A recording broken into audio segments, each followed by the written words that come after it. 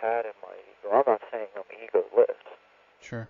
Yeah. It's still there. It still functions in me in ways, but learning a lot from Eckhart Tolle and doing that spiritual meditation and things like that has helped a lot. Yeah. And reading another book, A Course in Miracles, they have a lot of great concepts in there, even though it's covered over in Christian terminology. Sure. The concepts are still there. Sure. And So that helped me a lot too. So, in a way, I guess a combination of recognizing the spirit, or that you're a spiritual being, and then being aware of that these things are possible, that technology and so forth, and then being able to, balance yourself, finding your center, and even if you have to take help, as it were, from some kind of, crystal or other balancing device. These are tools that actually then can help you to not being as much affected by these things as potentially you're going to be then, I guess. Yeah, of course. But it all has to deal with reaction and stuff like that. They can do whatever they're going to do, and if you react to it, they can drag you along. Yeah. If you don't react to it and you sit with it and just observe it, they don't really have anything to go on.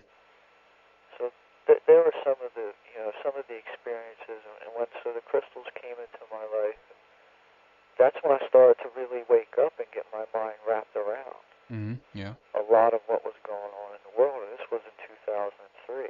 Yeah. I went to this natural healer, and I told her all the stuff that I was going through. She would do shiatsu and things like that. And she told me about the harp antenna. So I went out to go get the harp, this book on harp. I found the one that was written by Jerry Smith. Yeah. And at the time, I didn't really know a lot of these books were out there. And in the same section, I had one of David Icke's books. The Alice in Wonderland book, and I seen it. Yeah. And I took note of it, and right at that time, I was zapped real hard while I was in the bookstore. And you know how David Icke has the Bridge of Love, of his publishing company. They started to try and scare me and make me feel like they were saying, you broke the Bridge of Love, and there's this thick hum over the whole place. Really strange experience. But I had my crystals with me, and I took note of it and picked up my book, went home and read it, and later I got the David Icke book, because when I seen it, I was like, aha, someone finally wrote something about 9/11. When I didn't have a computer, I didn't get a computer until, I think, 2004. But, when 9/11 happened for me, it was like, okay, something's going on here. They're not telling us. Yeah, indeed. What's really happening. Listen. Go ahead. No, and I just going to mention that this is probably a good place maybe to round things up for the first segment here. But before we do that and so forth, I want to give you an opportunity to, because you have a lot of these books that we have been talking about so far here on your website or bookstore, oneheartbooks.com. But tell us, some of the titles, and I guess it's very easy to go on there and get some of these titles from you. You have it divided up in different topics in case people want to check out on different subjects than mind control, of course. But mention a few of these books and how people can order and so forth. Anybody can go browse the website at oneheartbooks.com. You can either buy it with a credit card online. I use the PayPal shopping card. It's a pretty simple process. If anybody has any questions when doing so on the process, you can always email me and I can help you out. Or you can send a check or money order. I have a mail order page as well. There's so many good books out there. It's not there's just so many good books. It's overwhelming. The one Nick Begich book, Controlling the Human Mind, is great as far as mind control goes. Jim Keefe's book, Mind Control, World Control, is a great book.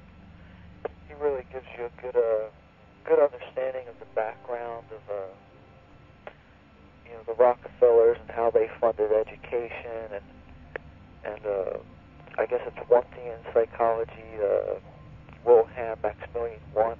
Mm-hmm. He talks about him and how that was the beginning of taking psychology into another direction, away from the Jungian type or the Jungian type of ideas, where you're looking more into the soul and the mind and the subconscious, and looking at symbology of things. Yeah. And like that,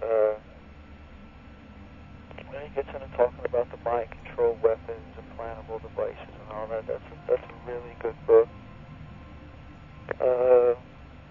We have the New World Order section, the agenda, New World Order agenda, that deals a lot with just different things pertaining to the agenda, things that they have done in the past, where they're taking things. There's a whole section on secret societies, bloodlines of the Illuminati, Albert Pike's morals and dogma. Mm-hmm. I don't have any of it in front of me. It's kind of hard to remember. And then there's the mind control section. I have a miscellaneous title section. Mm-hmm. Section on Atlantis. Mm-hmm. Yeah. Which I feel is extremely important, because there's certainly more to the history of the human race on this planet than meets the eye. Mm-hmm. The subject of Atlantis and Lemuria really starts to reveal some of these ancient clues. That's right. In regards to our origins as a people on this earth, and Yeah. to some of the things that have happened to us and is now being covered up. That's right. In these times, and then the whole aliens, the alien connection, and UFOs, Mm-hmm. which there's some good books in there. It's not my it's one of the subjects I'm not well versed in. But, from what the studying that I have done, if you ask me, at the top of all of this, Mm-hmm. there is some type of alien race involved in this. I mean, when you look at some of the things that the Dogon and Mali had to say, Yeah. when they talk about the what they call the Nomo, the half fish, half human being creature that came down and gave them all this information. Yeah. And then we find Dagon and Marduk and this fish god being worshipped in Babylon. Mm-hmm. And then the whole symbology with the Pope's mitre. Yeah. I mean, that's not a coincidence. No. There's something going on there. That's right. Definitely. And if it was the Dogon, I think the story is told that, they wouldn't worship these things. They called them an abomination. Mm. And yet we find them being worshipped in Babylon. So they're like, okay, we're not going to deal with you because you're not going to worship us. We'll go find somebody. That's right. Yeah, so, I mean, again, there's a lot of different sections up there. People do check it out, oneheartbooks.com. Check out the mind control section we've been talking about here today. But again, for this segment, I want to thank you so much, AJ Bruno, for coming on. All right, yeah, man, you're welcome, my brother, and I want to thank you for having me on. Thank you. We will continue with part 2 of this program on mind control with AJ Bruno this coming Sunday. And we have our regular guest, Michael Tessarion, scheduled for next upcoming Thursday. Thanks for all the nice emails we receive with the encouragement and all the positive feedback in the forum. We will talk more on Sunday. Until then, this is Henrik Palmgren. Take care.